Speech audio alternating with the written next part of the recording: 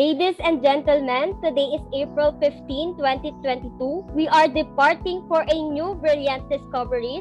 This is your flight purser, Mary Joya Macunya, your host for today. It's a great morning, marketistas, especially to our guest for today. By the way, great morning, partner. Yes, great morning, partner. And it is indeed a great morning for everyone to learn and discover a brilliant mind as we will be with the one inspiring. Hopefully, partner, let's manifest it, let's claim it. So now, I want to hear all of our participants. I want to see all of you in our chat box to comment your emotions and feeling as of the moment before we start our podcast. Hello, participants. Great morning. Hello, participants. You can unmute your mic, participants. Hello, participants. Yes. Hello. And everyone is giving all their comments. I can see a lot of comments popping up in my screen. Great morning. So now, everyone, are you all excited for another episode of our Day in the Life of an International Retailer that will be part of our podcast for today? If yes, you can comment down below in our chat box your emotions and feelings as of the moment, together with our official hashtag Brilliant Discoveries, #Artishoes. So you may comment, I am ready, or anything that you want in our comment box. Go, participants! Yes, keep those comments coming up. Ayan. So, partner, do you have any idea who is our generous and brilliant interviewee for today?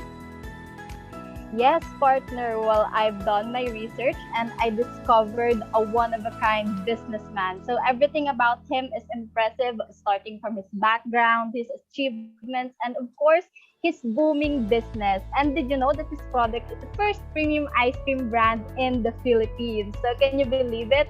That is really amazing. And one more thing, partner, is that they are already penetrating in the international market. Wow, partner, and I guess everyone will be interested here. Do our participants are really excited for today's podcast? Hello, participants. Yeah, yes, we are, according to Brilliant Ara. And yes, super excited from Brilliant Haydel and Jessa. Also said that we are all ready. Ayan. Thank you, partner. Yes, according to Brilliant Charles Jimuel. Ayan. So, let's proceed with our next one. Partner, before that, I want to ask, is it an ice cream? Yes, it is, partner. That's why I think everyone is excited to learn from our guests for today. So let's start for the excellence of this well-known artisan sorbetero together. Ayan. Thank you, partner. I badly needed their ice cream right now due to hot weather. So do our participants like his ice cream? If yes, I can send you on chart. I'm just kidding. So, partner... Ayan, according to Brilliant Irish, yes, he likes and from Brilliant Jason. Yes, they are all excited. So same here, partner. I agree with that 100%. So ice cream is really one of my cravings lately. And it seems that our participants are getting excited just talking about their ice cream, as a lot of comments are appearing in my screen. So, yes, sir? Exactly, partner. I see them popping up on my screen, and they also asked their question, and it looks like our participants were excited to learn today.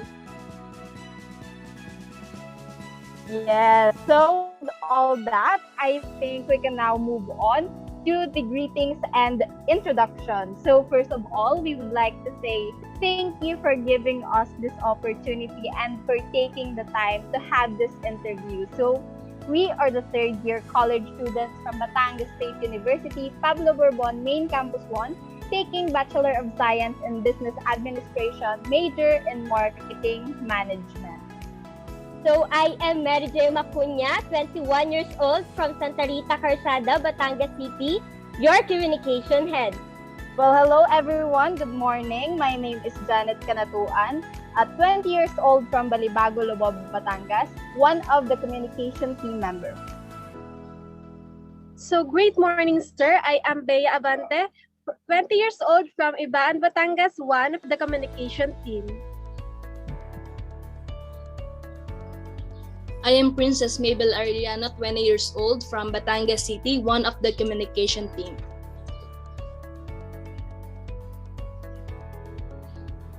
Great morning, everyone. I am Dana Castor, 21 years old from San Andres proper, Bawan, Batangas, one of communication team. Great morning, everyone. I am Blessed Abdon from Lubao, Batangas, and one of the communication team. Next, partner, the people responsible for facilitating this interview, we have... Great morning, everyone, and great morning, sir. I am Nico Cabantog, 21 years old from Caloocan, Balayan, Batangas, the program head. Great morning, everyone, and great morning, sir. I am Princess Angel D. Bautista from Calaca, Batangas, one of the program team. Great morning, everyone. I am Tristan James Divilla, 20 years old, from Sariaya, Quezon, one of the members of the program team.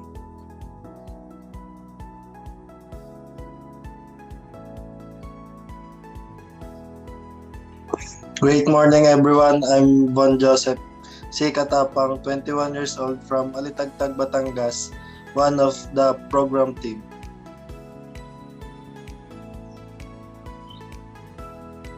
So also we have Mr. Charles Anduque, which is the member of the program team. Next, we have the person who did such a great effort for the things that we use today and apply for today's program. So we have... Great morning, everyone. Great morning, sir. I am Habel Baarde, 21 years old, from Batangas City, the head of Creatives team.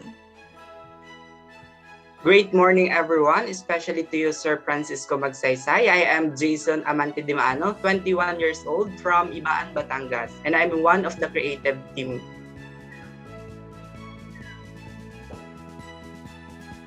Great morning, everyone. My name is Jasmine Bacuyo, 20 years old from Pangaw, Ibaan, Batangas, one of the members of the creative team.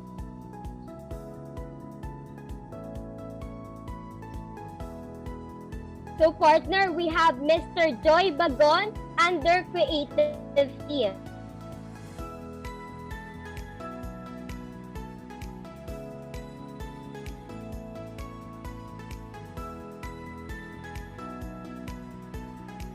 Ayan. And also, we have Mr. Jobert Cruzat under Creative Team. So for now, let's proceed with our technical team. So we have...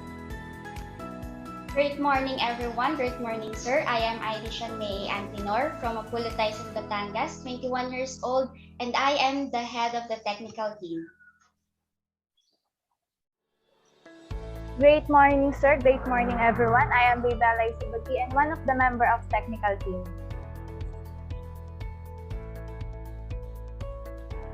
Of course, of fans, we have... Great morning, everyone. Great morning to you, Sir Paco. I am Arajoy Chavez from Ibaan, Batangas, and I am the financial head.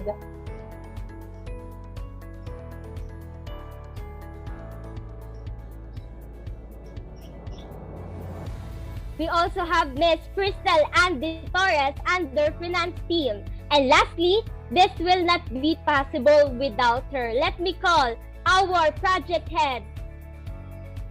So, great morning, everyone. Great morning to you, sir. I am Marie Antoinette Cazat, 21 years old, from Calapan City, Oriental Mindoro, and I am the project head of this team. So, the flags are flying, the balloons are ready to release. So, it's a great day, everyone. one that we have been planning and waiting for. So we are very pleased to welcome everyone in another series of our podcast entitled Brilliant Discoveries, a Stepping Stone to Success. So in this virtual interview session, we will be exploring the management style, the retailing style, and trading style of our guest interviewee. So I know that everyone is very much excited and they could not contain their excitement based on our chat box. So I won't make it long. So sit back, relax, and learn. So great morning again, everyone.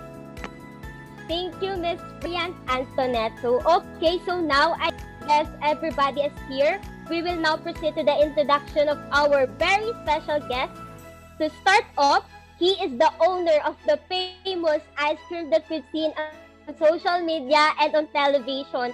And he is 54 years old, graduated at Asian Institute Management, and currently the owner of the well-known ice cream, which is the Carmen's Best Dairy Product and Corporation, and it's already operating for almost 11 years. So now, everybody, let's welcome and give virtual round of applause to our very special guest. So to all our viewers, to all students out there, brace yourselves as we prepare for takeoff. Welcome to Brilliant Discoveries 2022, a stepping stone to success.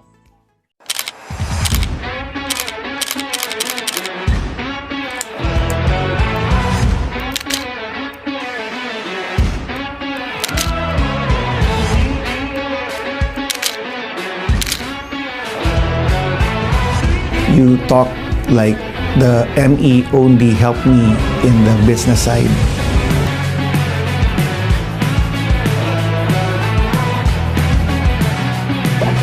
Not just local marketers, but Filipino marketers abroad as well.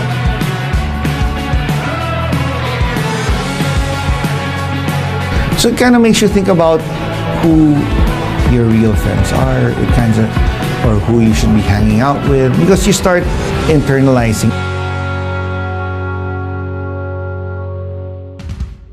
Welcome, sir, and would you like to say anything? Well, I'd like to thank you for reaching out and having me talk to your group and share our journey or our experience. So thank you so much for wanting to hear our story.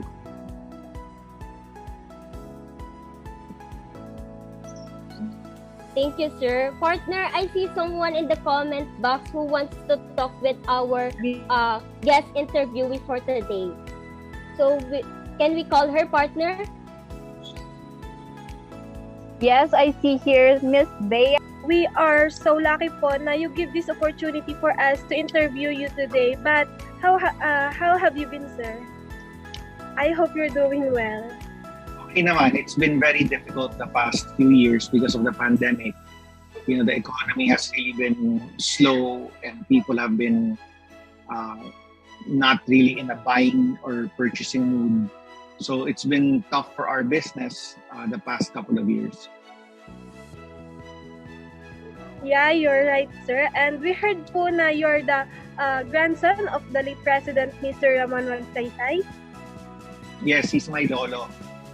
My lolo was president from 1953 to 1957.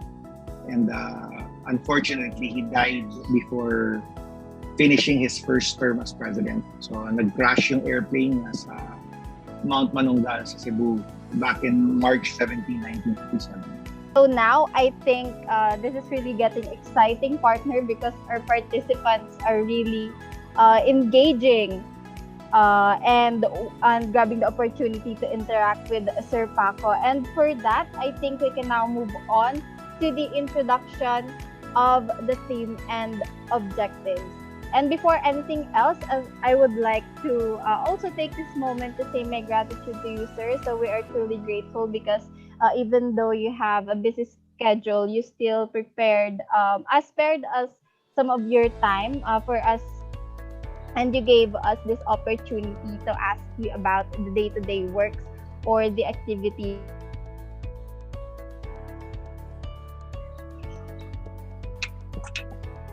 Ayan, partner. So since our objective here is to know about your experience as an international retailer or a business owner, which be part of our day in the life of an international retailer, or now we have here some questions that we prepare that we think might help us to get the answers that we need to know, since we are all marketing students here, and hopefully we can use this as a guide as we embark on our journey to become part of the business world like Sir Paco Magsaysay. So partner, can we start?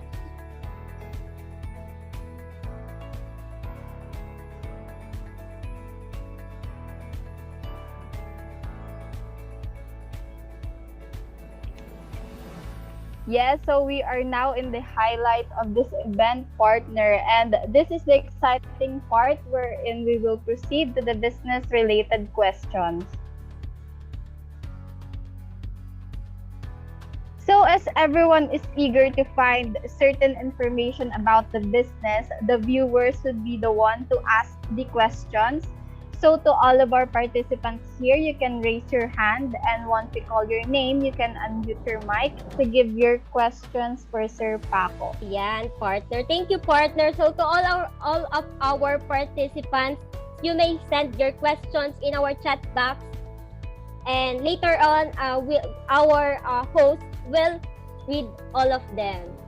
Let's call on Miss Bea Abantes. Go ahead, ma'am.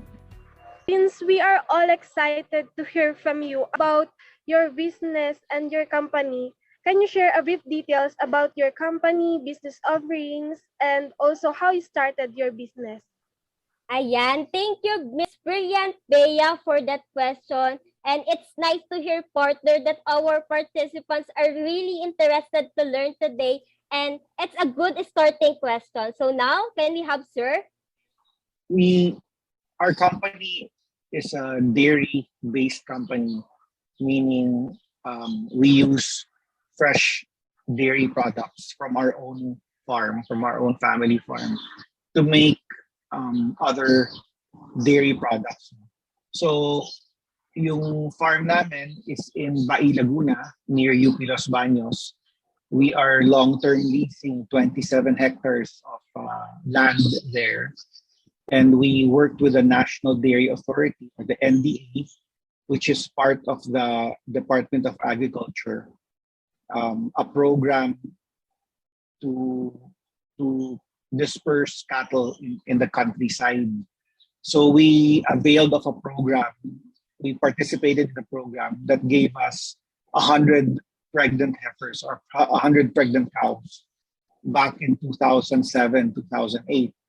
And the program calls that we pay back or give back a pregnant heifer in 5 years. So that is how they get repaid. The farm started in 2008. And 2009, we incorporated a company called Carmen's Best Dairy Products. So if you notice, wala pa yung word ice cream doon, no? Because when we registered the company Carmen's Best Dairy Products sa SEC, hindi namin alam na gagawa kami ng ice cream at that time. But in 2011, 2010, we were formulating already different flavors of ice cream. And we started selling to the public in February of 2011. So now that it's April 2022, lumampas na kami ng 11 years in the business of selling premium ice cream.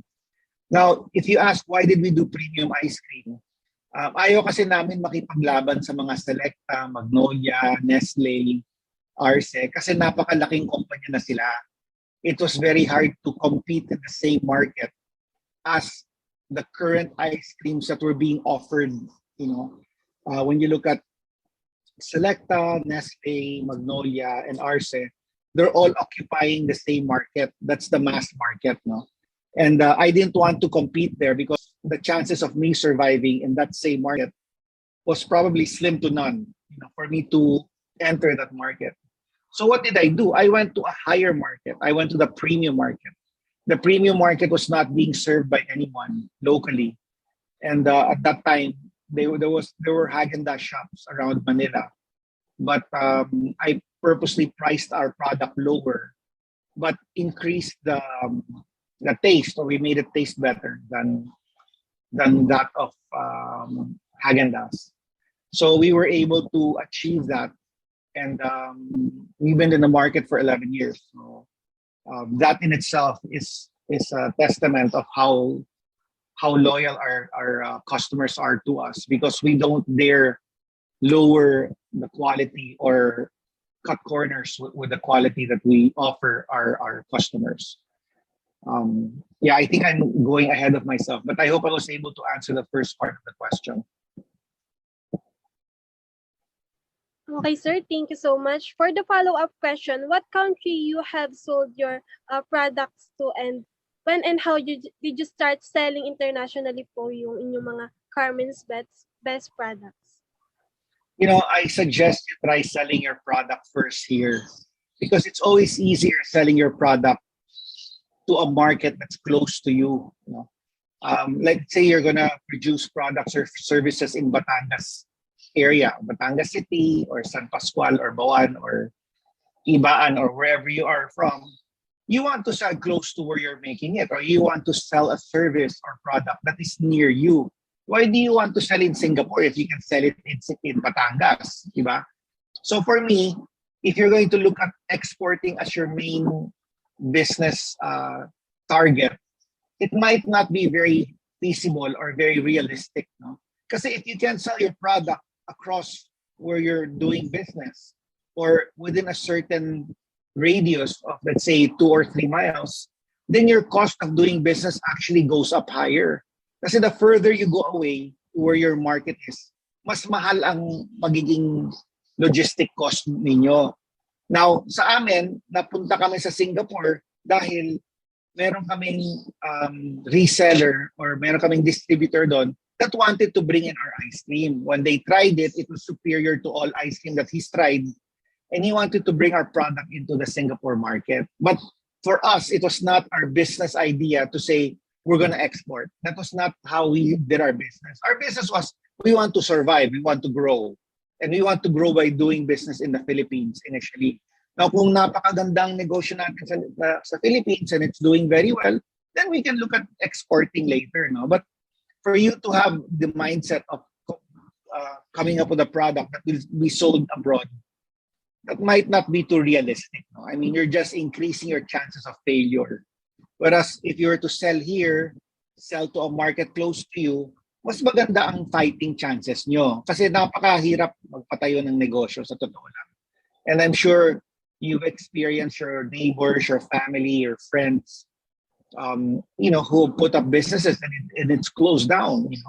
So it's no joke starting a business. Number 2, trying to start a business and selling it to a different culture, a different market.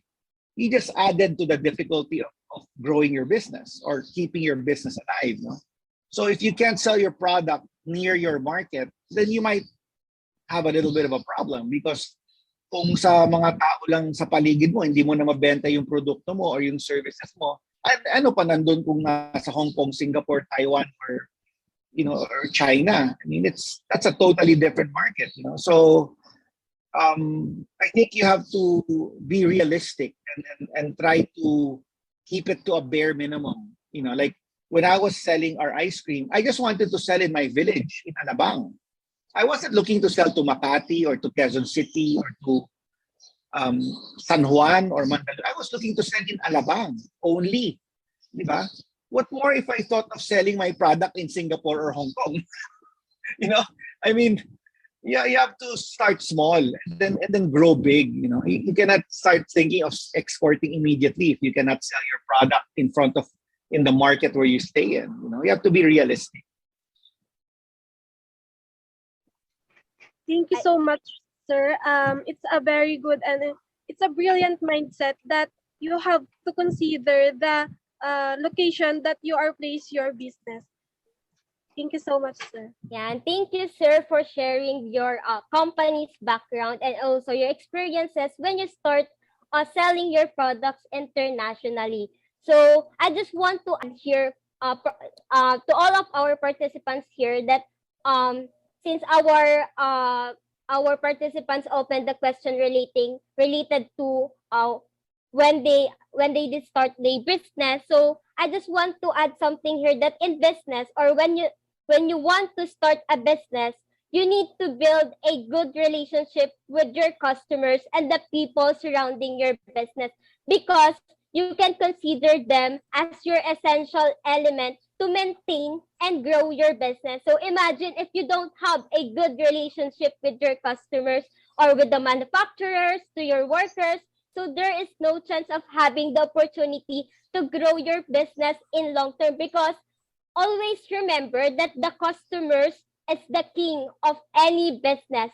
You cannot sustain what you have before if you don't have a good relationship with them. So the most important thing that I will never forget from our professor Sir Michael, that ourselves is the best product that we need to market in the world. So we should not only be good at selling or promoting our product, but rather we should know how to deal with people with different background, especially if our customers are from foreign markets. So partner, can we have another questions from our participants? Partner, I think our participants are very much excited because they are keep asking questions. So I see on my screen that we have another question from one of our participants, and it is one of those interesting topics that we should consider in entering an international market. So can we have Miss Baarde, Miss Habel Baarde, to ask the next question? Go on, ma'am. You said a while ago that the further the location you're going to sell your products, the more difficulty it has. So, in your experience, what certain opportunities that you discovered in that country, Singapore, and how have this influenced you to decide into international retailing?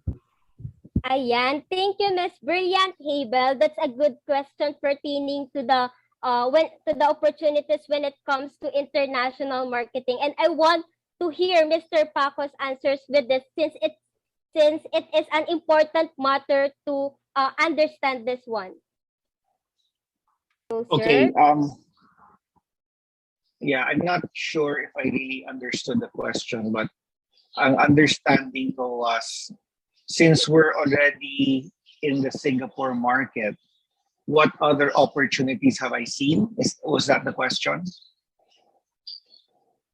Yes, sir. Well, first of all, I wasn't really planning to go to sell our ice cream overseas. That was not really the plan that we had. As I mentioned earlier, we started selling ice cream in the Philippines in 2011. And then I was approached by a Singaporean contact of mine that they wanted to sell ice cream in Singapore.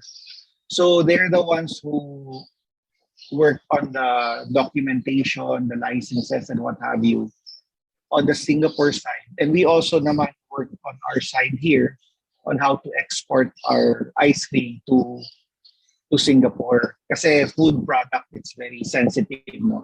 Tapos kailangan frozen pa. Frozen from here to point of to Singapore. It has to be frozen continuous, no? Hindi pwedeng ma-break yung cold chain, as they call it, no?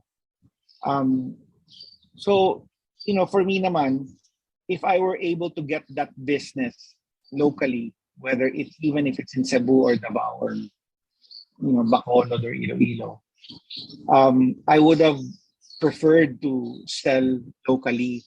But since there was an opportunity to sell outside, there's a lot more factors that is not in your control. I mean, even though they speak English and you speak English, there's always going to be a little bit of a cultural difference. Cultural difference because, being here in the Philippines, it's easier to sell to other Filipinos. As I mentioned earlier, if you have a hard time selling your product to other Filipinos, what's the point of selling it to other nationalities or in other countries when you can't even sell your product here in your own country? So we were already selling at that time. I mean, we started selling in the market in 2011, and by the time that we were approached by the Singaporean group, that was 2018. So that was 7 years after we were selling. But prior to that, we were just really selling in the Philippines. In terms of other opportunities, we've actually the reseller in Singapore has closed selling Carmen's Best in Singapore, I think June or July of 2021. So last year during the pandemic, talagang nahirapan na rin sila sa retail business kasi nga you know, the pandemic really hit the economy not only here but all over the world. Singapore was also experiencing problems with their economy, lockdowns. So they were not allowed to leave their homes and what have you. So nagsarado rin yung reseller namin sa Singapore. But prior to them closing, we were selling ice cream in Singapore for a year and a half kasi nagbukas yung shop no December of 2019. So about 3 months before the lockdown happened, it was bad timing lang talaga, but it opened December of 2019 and then nagsarado siya 2021, June or July of 2021. Kaya naka 1 year and a half rin naman. And I think, you know, nobody knows who Carmen is there. Nobody knows Paco Magsaysay there. It was more the product. Did the product sell itself?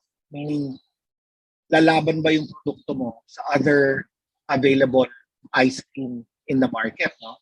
And, you know, the way we make our ice cream is really the best way we can make it. And we felt that it tastes better than most other ice cream that's available. So, nag-survive naman siya ng a year and a half, yung ice cream namin sa Singapore. But talagang nahirapan lang because of the pandemic. And eventually, nagsarado sila ng June or July of 2021. So, yun yung background ng export namin.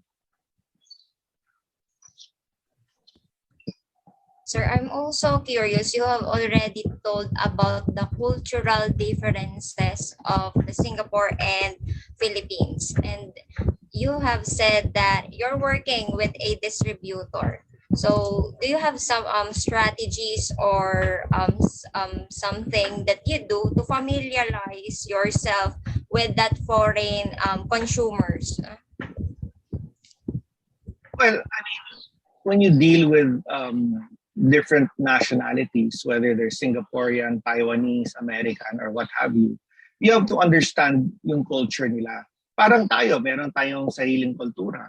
Sila, meron silang sariling kultura. So you have to understand what culture you're dealing with.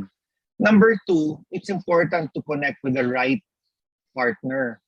Kasi the right partner can really do wonders for your business. But you get connected with the wrong partner, good luck na lang sa'yo kasi talagang mahihirapan ka dyan.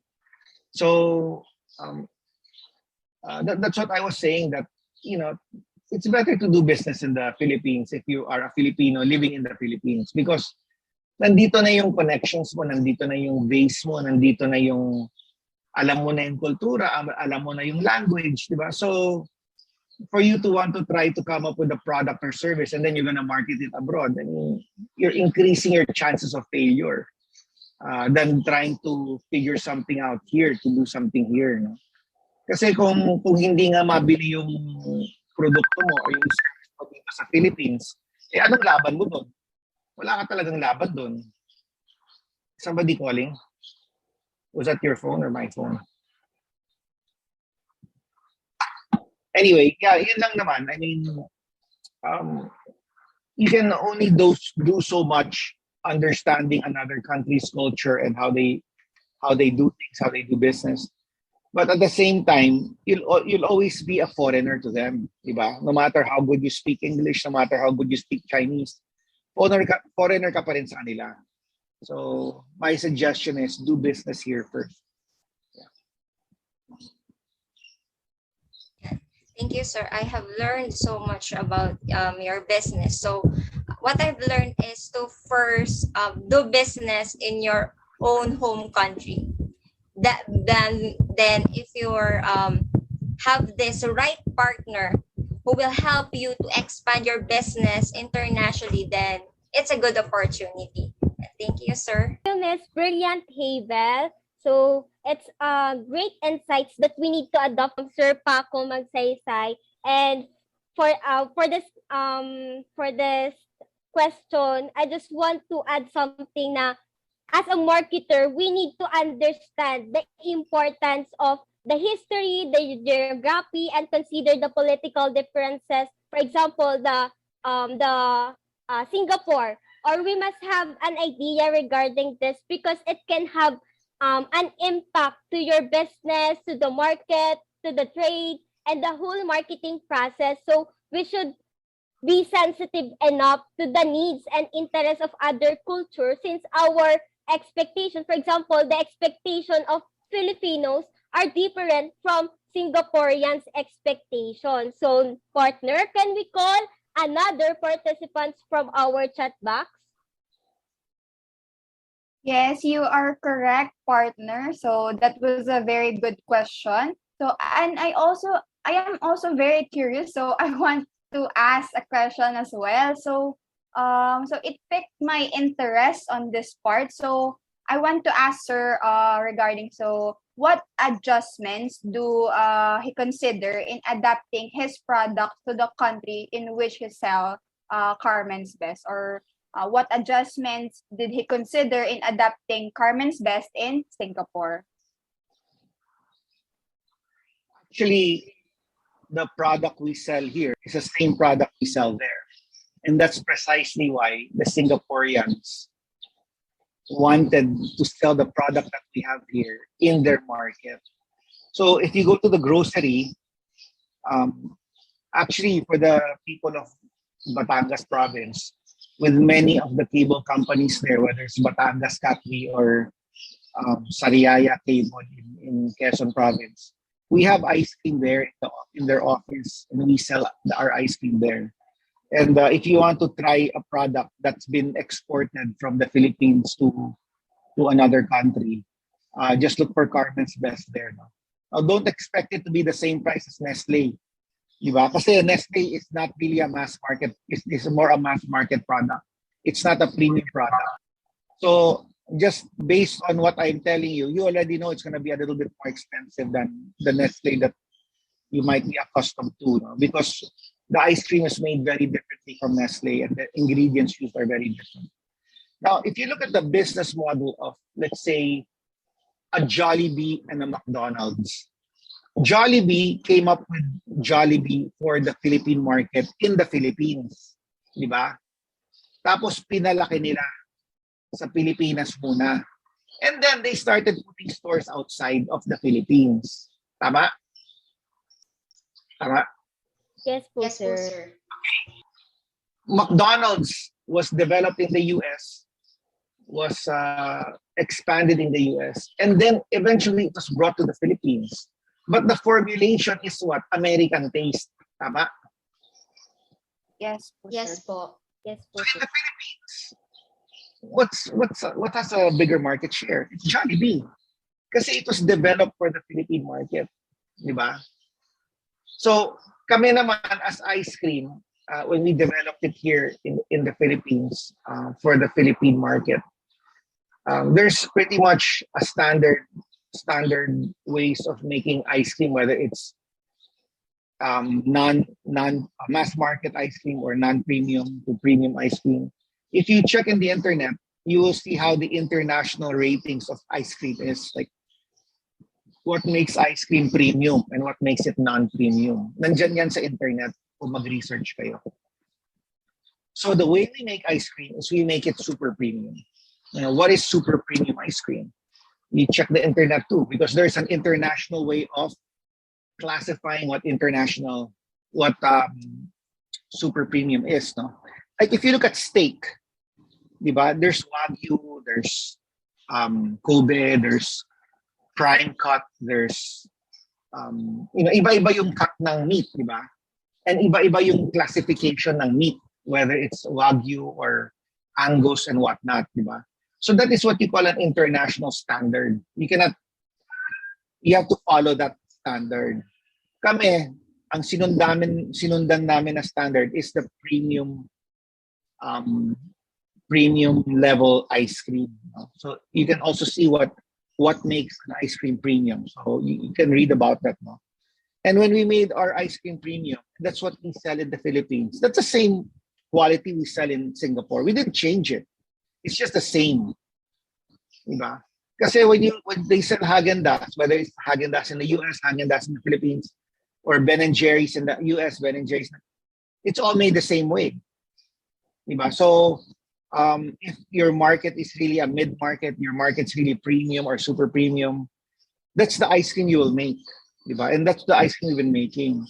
So I gave the example of Jollibee and McDonald's because they pretty much follow the taste. But when you see a Jollibee in other countries, whether it's in Hong Kong or in Dubai or what, it's the same Jollibee taste that you'll get here. They don't adjust their taste to Dubai. They don't adjust their taste to Hong Kong. They don't adjust their taste to the US. But it's pretty much the same taste as what it is here. No? When we exported our ice cream from 2019, late 2019 to 2021, whatever we make here in the Philippines as our ice cream, as Carmen's Best, that's what we make. That's what we were selling in Singapore. Now, if you want to know a little bit more about our company and the background of it, we have a website. It's carmensbest.com. So you'll see the different flavors we have. Kung titingnan nyo dyan, wala kaming mga ube, queso, wala kaming ganyan na flavor sa Carmen's Best because that's not our market. So if you want to check the types of flavors that we have, just check our website, carmensbest.com. So I hope I was able to answer the question. I kind of digressed. I'm sorry. So, yes po, sir. So, with that po, it is important nga po that you stick with what you do and what you did best in order to get the super premium that you are portraying nga po, sir. So, just like with the Jollibee, so I have seen on the internet that they penetrated the international market. So, what they just did is that they bring their product to Dubai, to Spain, to Canada, and you also have to take into consideration when Jollibee brings out their restaurants outside of the Philippines, their main market are the Filipinos. Tama? Yes, sir. When they go to the Middle East, why did they go to Hong Kong? Because there's a lot of Filipinos in Hong Kong. Why did they go to the Middle East? There's a lot of Filipinos in the Middle East. They will not go to a country where there's very few Filipinos. So if you look at a map where the Filipinos are mainly located, like of course, Middle East, you look at Hong Kong, Singapore, so nandun din yung mga Jollibee. But yung mga bansa na konti lang ang Pilipino, whether it's Sweden or Denmark, yung mga ganyan, konti lang ang Pilipino doon, hindi maglalagay ng Jollibee ang Jollibee Foods Philippines doon sa mga bansa na konti lang ang Pilipino. But kami, our market are not the Filipinos. Our market are the foreigners living in their own country. No, so when we went to Singapore, we were not marketing to Filipinos. We were marketing to the Singaporeans. Kaya nga yung shop namin, it was not placed in a mall where there's many Filipinos, which is I think Paragon or there are 2 or 3 malls in Singapore na maraming Filipino. Hindi kami nag-locate doon. Nag-locate kami sa mall na kung maraming Singaporean, di ba? So even that, you have to look at who is the market that the company is selling to, di ba? Who was Carmen's Best selling to in Singapore? Was it the Filipinos in Singapore, or was it the local nationals of that country of Singapore? Di ba?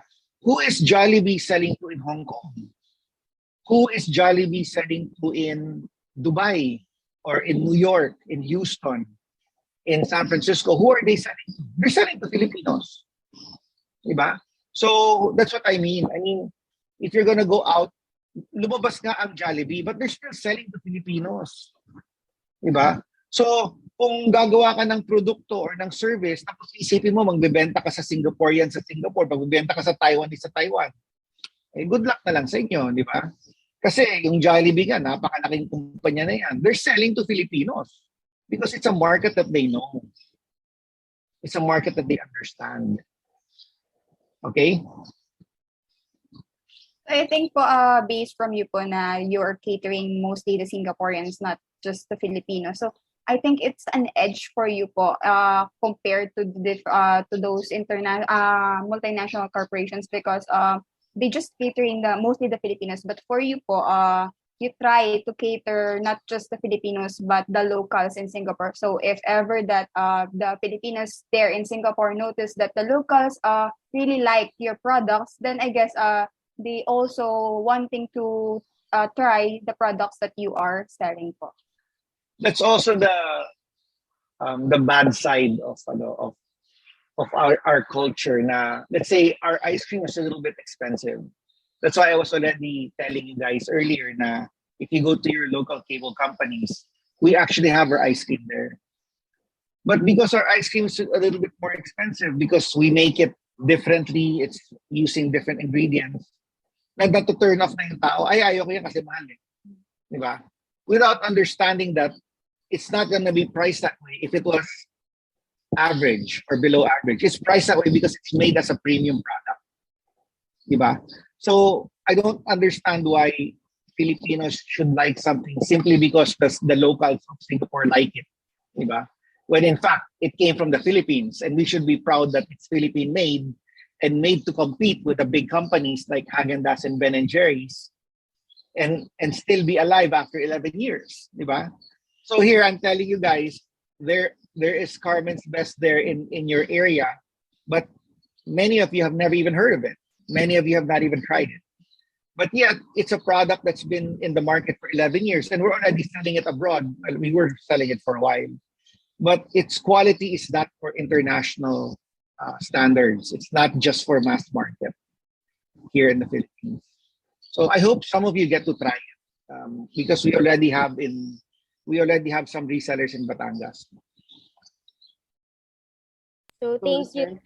What I had learned with what you have said a while ago is that your target market is not just Filipinos. The reason why you penetrate abroad is because you want to target the Singaporeans, unlike other, for example, unlike the JFC who just penetrate abroad because they want to go. They want to make sure to cater all the Filipinos there. So sir, thank you for that information. And what I had learned also is you said a while ago that it's not easy to penetrate abroad, and because if we move too quickly toward international markets, it might have a consequences if our business or organization is not mindful. So we need to know the culture of other people, and we need to know the dynamics of culture. We need not to be the dynamics of culture rather need to be considered not only by domestic market but also by a foreign marketer like you, sir. And it is unnecessary to have a broad idea here, because if there is a limited information known in that particular country, it may lead to a business problem. So because of that, if we doesn't know anything about that country, maybe our marketing effort may not be culturally acceptable in terms of business. So partner, can we have another question from our chat box? Given that you already expanded in another country, which is Singapore, with a different currency value from the Philippines, so how can you tell us how do you set your prices internationally compared to Philippines and to Singapore? Yeah, it was my distributor there, my reseller, who decided on the margin or the selling price. So siya na yung nag-price sa amin. Kasi for me, it's irrelevant what my reseller sells it for. But for me, I have a price. and that's my price. Whether you want to sell it times 3, times 2, times 1, times 0.5. Alam naman nila, the lower you can sell your product, the more turnover you get. The better it is for business than selling it at a high profit margin, and then you're only selling, a lot less than what you could normally do. Same thing with us. I mean, I have a price set, and whether they price it, whatever they want, bahala na sila doon. Basta ito yung presyo ko. Diba? Now, let's say even in the Philippines, we have a lot of resellers in the Philippines. They're allowed to increase the selling price. They can set the price that they want. But they also know that if you sell it at a lower price, mas maraming bibili sa'yo. Diba? So I have an SRP, a suggested retail price. But if they want to sell it higher, they're more than allowed to do so. Diba? But that's their call already, whether they want to sell it higher or not. Thank you so much, sir. So another thing that I think Ms. Janet is curious about is that what method have you employed to develop competent pricing for your products, not just in your international market, but also for your market here in the Philippines? What do you mean by competent price? I mean, you don't want to sell something at a loss, diba? But at the same time, you don't want to sell something that's napakalaki naman ng profit margin. But, you also have to take into consideration, example, you look at a hotel, and then they have a lot of expenses from manpower, electricity to, all these other things, compared to selling the same can of Coke in a carinderia. What costs do you have in a carinderia? So, of course, you will sell the can of Coke, at a higher price in a hotel than you would sell it in a carinderia. Diba? It's the same Coke. It's the same volume. But because of the atmosphere, because of, the fact that somebody's serving you and you're in an air-conditioned place, compared to the carinderia where you're just sitting in a simple table and chair, and, so some people are willing to pay for the experience of sitting in a hotel and paying a little bit more for that same kind of Coke, compared to the guy who's just willing to spend X amount sitting in a carinderia drinking the same kind of Coke. So pricing is relative. I mean, it really depends what business you're in or what type of atmosphere you have and so on. I mean, I'm sure if you spend for air conditioning, you spend for linen tables, you spend for nice silverware, I don't think you'll price it the same way you would price it in a carinderia. Diba? Because you already spent so much. You have so much invested, from the artwork to the chairs to the carpet. And then the carinderia has just like a table and a chair. Diba? So you as a business person, how would you price it? If you own the carinderia, if you own the hotel, how would you price it? So it's really different. You have to see what atmosphere, what type of clientele you're catering to. It's all different. It's not, you can't just say it's one way of doing it. For your next question, sir, so can we have Miss Aureliano? So great morning, sir. My question is, did you meet your monthly and annual financial goals as an international retailer when you sold your products outside of the Philippines? Well, I think when you start a business, especially if it's abroad and you don't really understand the market, you're a little bit more forgiving. You're a little bit more understanding of your targets and so on. So, we didn't really set very hard targets, and we just wanted to see how the business was going to grow. So, well, sadly, we had the reseller in Singapore had to shut down last June, July. So, yun yung situation. But we were happy that we survived there for a year and a half, and that we were selling, quite well naman when it was before the pandemic hit. So, yeah. So even that, let's say there's a group of resorts in Lian, Batangas. I think there's about 8 or 10 resorts halos magkatabi sa Lian, Batangas. We recently got the account of Palm Beach Resort, and he was worried about the hitting the monthly quota kasi nag-supply kami ng freezer doon, no? I told him, since it's still new, I won't be very hard and set on the monthly quota. Kasi bago pa sa'yo, hindi mo pa alam, nagdadalawang isip ka. Tingnan natin kung paano siya magbenta, di ba? Sa awa naman ng Diyos, after 1 week, nag-reorder. Ibig sabihin, naubos yung 1 week, yung stock na nandun niya. So we were able to deliver before, this long Easter break took place. We delivered actually, I think yesterday, Thursday, we delivered there. Para hopefully umabot ng Easter Sunday. But, kung gumanda yung benta nila doon, then I start talking to the other resorts beside them that, look, we're serving Palm Beach Resort.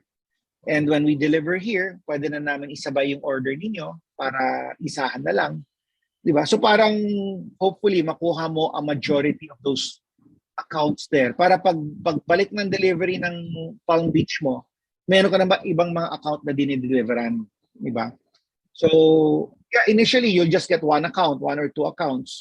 But if you can get, 7 out of 10 or even hopefully 8 or 9 out of 10, then that's fantastic because pag bagsak ng delivery ng truck mo, hindi lang isa ang sineserve niya, but he's serving 7 or 10, 7 or 9 accounts in the same area.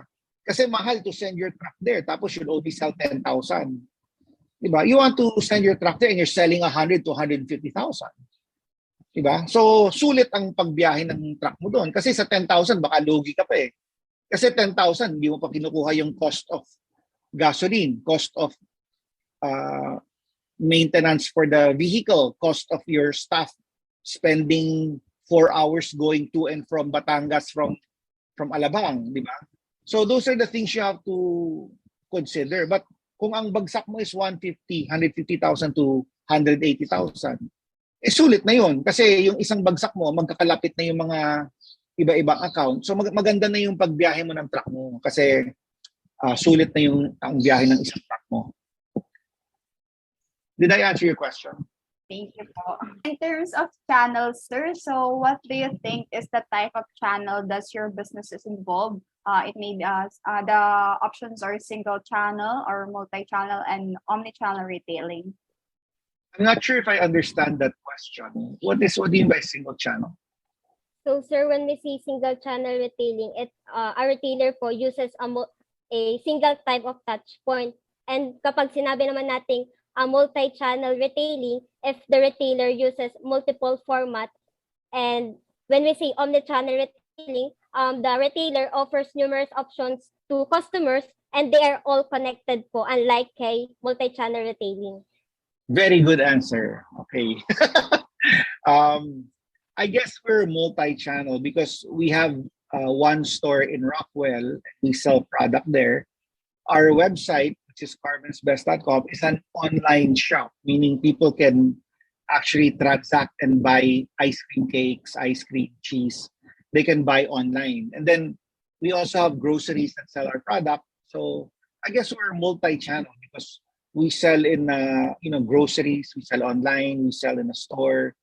We also have we're in Philippine Airlines, Delta Airlines, Qantas, and Singapore Airlines. So when you start having more outlets or different ways that people see your product, then it gains a lot of credibility. The fact that we're being carried by international airlines, not only Philippine Airlines, that we're in grocery stores and we're in different outlets. So yeah, so I guess we're multi-channel. Is that right? Multi-channel? Yes, sir. I already know na po. Since you have your different way po of selling your product. So partner, can we call another one? Can I have this one? So can I have Miss Crystal Anditores to ask this question? Good morning, sir. For the next questions, have you ever had any issues or problems in general that you encountered in your international retailing? Well, yeah, I mean, it's pretty much the same problems from here, but it's just bringing it from here to there that's additional problem. I mean, there could be some hitches from going here to there, from their customs, their customs, their Department of Customs checking, what have you. So all your paperwork has to be in order. You have to make sure that your licenses and all the fees has been paid properly and everything's done the proper way. So there's a little bit more headache in sending your product there and trying to sell it there than selling it here when it's just here in the Philippines. So yes, I mean it's pretty much the same, but sometimes the problems are, it's not handled by me anymore because we have a reseller there. We have a reseller that is Singaporean and he's based there, so he was the one handling all that. So, thank you so yeah, much. I hope I answered your question. Yeah. Yes, Yes. sir. Yeah. So, Last question. Last for question. the last question po, so can we have Ms. Arajoy Chavez? So, great morning, sir. So, having experience in international retailing or exporting, what are your learnings and realizations so far that you can advise to those business owners, entrepreneurs aiming to expand their market into the international level? My suggestion is sell in the Philippines. I mean, if you're trying to sell overseas and you can't seem to grow your business here, then there is something wrong with your product or service. I think if it does well here and then you have somebody from there who wants to carry it, then great. But for you to try to handle a business outside and then you'll hire somebody from there and then you'd have to rent an office there. I mean, you'd rather do it here. I mean, it's going to be so much more difficult than trying to penetrate a totally new market that we don't really understand and all that. So, I mean, if I could do all my business here, I would. And right now, I'm really just looking to target selling in the Philippines and selling our product here. So, yeah. So I think that's my advice. Try to sell here first. Because if you can't sell your product here, then what makes you think you can sell your product there? We're going to proceed to another part of our interview. And thank you, Miss Brilliant Antoinette. So that would be all in our Q&A sessions. And I hope each of us learned a lot. And I just want to thank all of our participants here for being active in our live Q&A sessions. And especially to our guest interviewee, Mr. Paco Magsaysay, for addressing all of our questions that can help us if we have our business and how to handle a business locally or internationally, and what are the factors that we need to consider when starting a business or when we wish to venture our business in international markets. So, partner, can we proceed with the next part? Okay, so thank you for those question participants, and thank you to Sir Paco for all those brilliant answers. So we truly gained a lot of learnings, and I know that each of it will be a useful guide for everyone here once it is our turn to take on the challenges on the international market. And speaking of insights, I think I would love to hear from our brilliant participants what they gained from today's interview.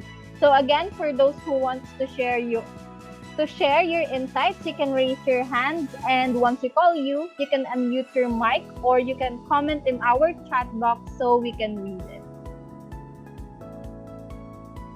Ayan. To our participants here for our sharing session, I will call of some of the participants who wants to share their insights about the podcast that we have today, and you may raise your hand and turn on your mic. And for other participants here, you may drop your questions in our chat box. So, partner, can we have the first share? Okay, I can see 4 people raising their hands. So let me call on first Brilliant Nico. Great morning, everyone. In this interview, I learned that penetrating your business international was not easy. A lot of research must be done, knowing different cultures and the markets. So start in your area and must be patronized by Filipino so that you can plan to sell it internationally. And just like what Sir Paco Magsaysay said, start small and grow big and be realistic. And that's all, and thank you. Ayan, thank you for Mr. that. Brilliant Nico. Porter, can we have another one? Okay, and as I call other participants that are raising their hands, let me just remind everyone that you can still comment your insights in our chat box. Okay, so let's have the next one. We have here Brilliant Antoinette. So, yeah. So, great morning, sir. First and foremost, I would like to thank you for accepting our invitation to be our guest speaker for today. So, and I am overjoyed because we have this, you gave us this opportunity to talk to you and learn from your experiences. So, from everything that you have mentioned, so one topic in particular has piqued my interest, which is when you are selling your product, you have to focus on what you did best, on what on your main focus is you put your business in the position where you think you did best. For example, is your Carmen's Best ice cream, instead of immediately you focus on the Philippines because you know that your market is the Philippines and that you wanted first to sell it to the Filipinos. So because of this, I've learned today that if you want to enter an international market, you don't just go there and sell your products. Like for example, okay, I'm going to Korea, I want to sell my products there. So it is not that simple. You cannot just go to another country and start selling your products because when you are doing business in another country, just like you said, you firstly have to review whether the country that you wanted to penetrate would embrace your products. So before entering, you have to know the first the regulations, of course, the rules, the laws, and of course the do's and the don'ts in that country and the market as well. So in order to minimize problems and conflicts in the long run. Ayan, thank you, Brilliant Antoinette, for that sharing.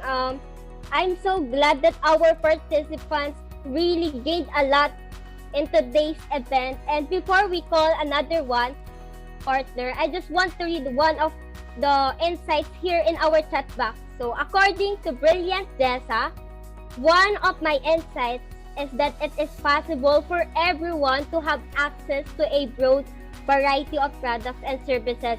Must be realistic and keep it to bare minimum. Giving away to create a place, time, and possession utilities, it also helps to enhance a product's image. So partner, you can read another one from Brilliant Charles Jimwell.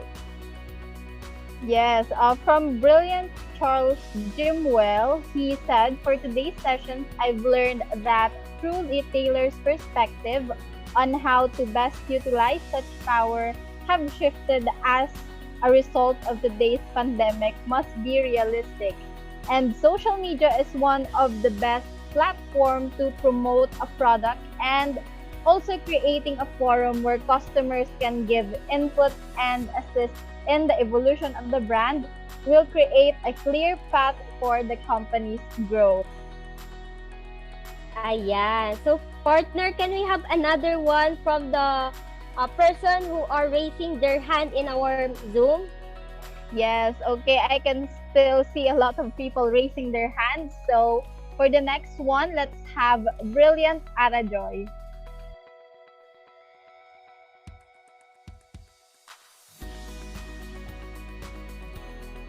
Yan, so based on my experience at that Sir Paco shared with us, I've learned that expanding your business or company globally can be both daunting and rewarding because it has the potential to expose your products or services to a broader audience so that this will lead you for having a higher profit.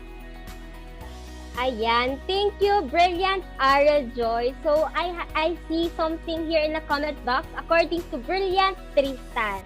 Ayan, great morning, sir. I would like to thank you first for sharing your thoughts, insights, and tips to us. Just like how you start the business, where you discuss the importance of being focused on your business, as if I've gained an enlightenment that it's okay to do this, that we should explore and venture furthermore in order to achieve or at least to be able to thrive and compete on the market that we will take in the near future with our hashtag brilliant discovery. So partner, can we have another one? Yes, and I see here one comment, partner, from Princess Maybell. So she said, using your monthly and annual financial goal as your advantage can help you make smarter decisions with your money going forward and help to achieve your business growth goals. So thank you for that, Princess. And for the next one, can we have brilliant Jason for his insight? Ayan, so thank you for our brilliant hosts. So first, all I want to say is, I want to take this opportunity to say thank you for you, Sir Francisco Magsaysay, for giving us your time and effort to us. So what I've learned in this interview is that we all know that being a marketer plays a significant role and it has a great impact to the society. That's why we conduct this interview nga po, to better understand, to be aware, and also to widen our knowledge on what was happening in the corporate world. So in this interview, we also explore your strategies and how your company addressed and adapt adversities to consistently stay in the market. And I've also learned how important it is to adjust, especially to the culture from local to international, because product won't become competitive enough if they don't adapt those adversities, because culture affects all of your business. So once again, thank you, Sir Paco, for this great opportunity and this mesmerizing experience. So the learning that we get from this interview will be a great help for us, which is the future marketers. So thank you once again, Sir Francisco Magsaysay.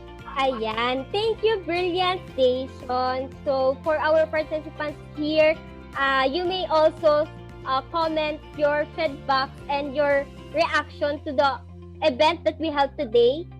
So let's now have another one from our participants. Partner.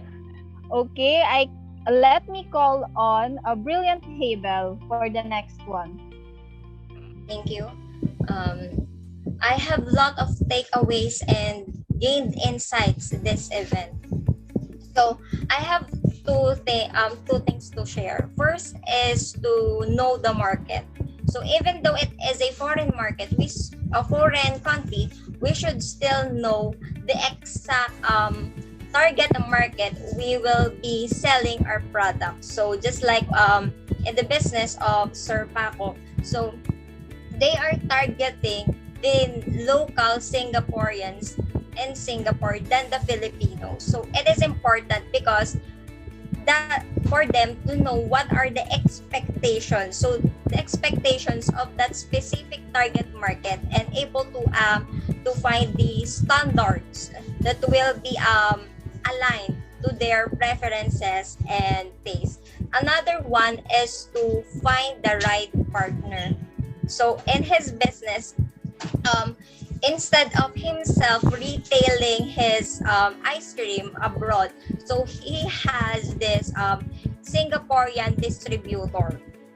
So this distributor should be knowledgeable enough to the consumers, to the environment, to the cultural differences, to the laws, and anything, every aspects needed for a business. That's all. Thank you. Thank you for that, brilliant Habel. She's your gained a lot of insight from Sir Paco's interview. And so I think we can now move on to the next sharer. So can we have Brilliant Bea?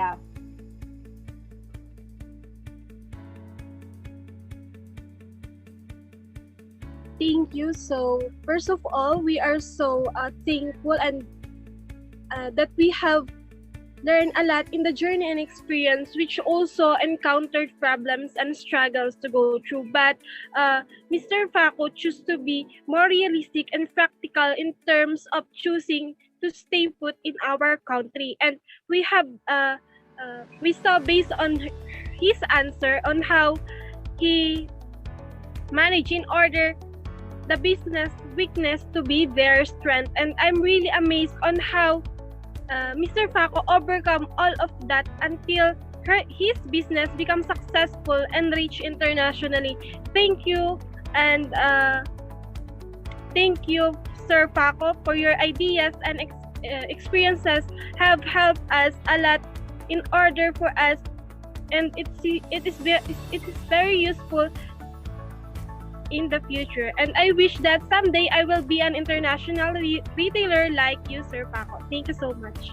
Ayan, thank you, Miss Brilliant Bea. So, do we have another one, partner? I think that's it, partner. So, partner, so I just want to say, I am very thankful for being part of this memorable event, and it's a pleasure to meet Sir Paco Magsaysay and our brilliant participants here. So as a future marketers, I am glad that as a future marketers, we need to have a personal commitment to enhance our communication skill, which is appropriate in multicultural settings. And one of the problems that businesses encounter is the lack of cultural sensitivity in the global market. So to be a successful marketer, you must love learning from the culture of others. So for example, suppose you're going to make a product or other marketing activities. In that case, you must think about whether the idea you have formed will be acceptable or unacceptable in the society or internationally. So I am glad to be your host. So partner, what can you say for today's event? Yes, thank you for that, partner. So for me, as in general, so the thing that I mostly love about having this dialogue is that we get to experience talking with an international marketers, and we get to know what their day-to-day works and what they do to to their strategies in terms of their business. And what I remembered earlier is how Sir Paco is always emphasizing that their product is still the same, whether it may be here or internationally, so they don't really make any changes as to how they produce it. So they produce the same taste, the same flavor, and they stick to what they have, and always gives the premium quality to every customer they cater and make everyone love it as it is. Yeah, partner, that's a great point. So now we are done with all of our questions. I know every one of us here gained some of new learnings and knowledge from Mr. Paco Magsaysay. So partner, let's take another flight.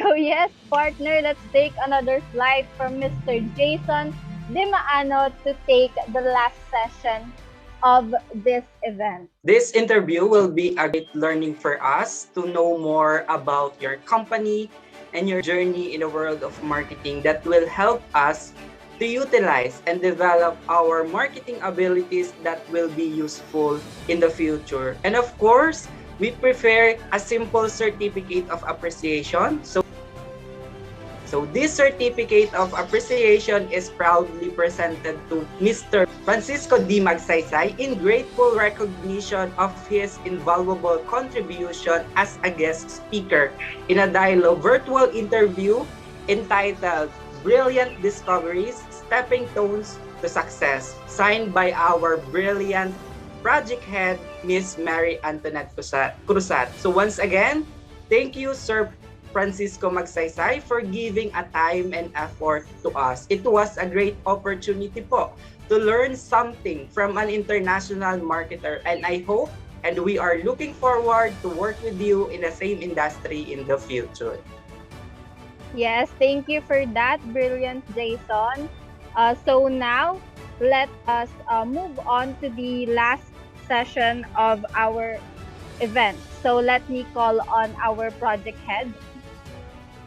Before we proceed to the end of our session, so I just wanted again to thank Sir Paco for his time and for sharing his experiences and insights here in our interview.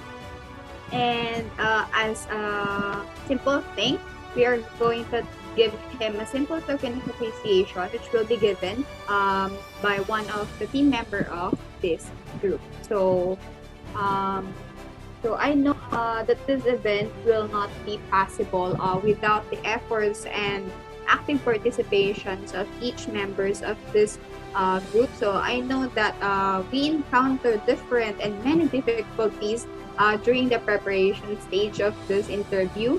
But still, even though that we encountered different difficulties, everyone complied with their tasks and responsibilities. So I would like to formally thank you guys for being there all throughout this event. So I want to thank also our beautiful and brilliant hosts, Ms. Mary Joy and Ms. Janet.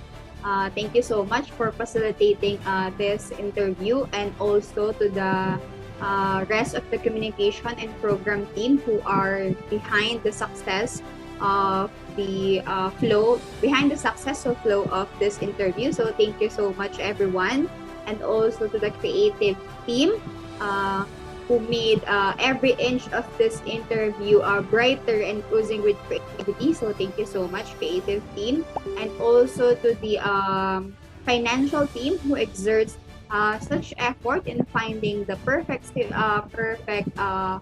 simple token of appreciation for our guest interviewee, and also for the technical team who wonderfully facilitates the technical aspect of this interview. So and also, syempre, I would like to formally thank you nga, and I am truly honored to have you guys as my group mates. So, and also, most especially to our guest interviewee, Sir Paco. Sir, without you, this interview would not be possible. So we are truly grateful and delighted to have you today as our guest interviewee. Ayan. Thank you, brilliant Antoinette, our project head. So, to formally end our session, I just want to promote Carmen's Best Dairy Product and Corporations to the students of Batangas State University. So, for more information, you may visit their website, www.carmensbest.com, and they also have their Facebook page, Carmen's Best Ice Cream, and you may also send your email through dolly@carmensbest.com, and you may also follow their IG account at Carmen's Best, and you may also send your message or call through 0917-567-2378. So they are located out at Power Plant Mall, Rockwell, Makati, Philippines. So that will be the end of our session. So congrats to all of our participants here for this wonderful event. Ano yan? Sir, it's a diamond signature of our Okay, sorry. Yes, we are all brilliant here. Okay, very good. So thank you so much, sir, for your time. So much, thank you. Thank you po.